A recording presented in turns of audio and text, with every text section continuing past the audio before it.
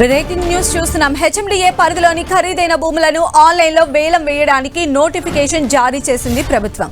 ఇటీవల రాయదుర్గంలో 7.67 ఎకరాలకు తెలంగాణ పారిశ్రామిక మౌలిక సదుపాయాల సంస్థ TGIAC నిర్వహించిన వేలం పాటలో 1,357 కోట్లకు ఈ భూములను ఓ సంస్థ దక్కించుకుంది.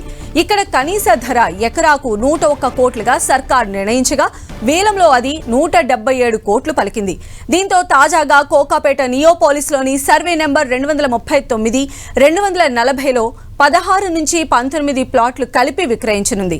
మొత్తం 27 ఎకరాలను వేలానికి పెట్టింది. ఎకరా కనీస ధరను 99 కోట్లుగా నిర్ణయించింది. అయితే ఎకరా ధర 150 కోట్లు పలుకుతుందని అంతా భావిస్తూ ఉన్నారు.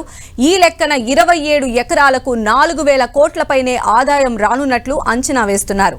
ఈ నెల 24, 28 తేదీలతో పాటు డిసెంబర్ 3, 5 తేదీల్లోనూ వేలం ప్రక్రియ నిర్వహించనుంది. Kokapet golden mile layout site 2లో సర్వే నెంబర్లు 116, 117లోని 1.98 ఎకరాల భూమిని ప్రభుత్వం విక్రయించనుంది. అంతేకాదు ఎన్నో ఏళ్లుగా కాపాడుకుంటూ వస్తున్న మూసాపేట ట్రక్ పార్కు భూమిని కూడా విక్రయించేందుకు హెచ్ఎండిఏ తాజాగా నిర్ణయించింది. ఇక్కడ సర్వే నెంబర్లు 121, 141, 147, 155, 157లో 14.66 ఎకరాల వరకు భూమి ఉంది. తాజాగా వేలంలో పెట్టి కనీస ధర ఎకరాకు 75 కోట్లుగా నిర్ణయించింది.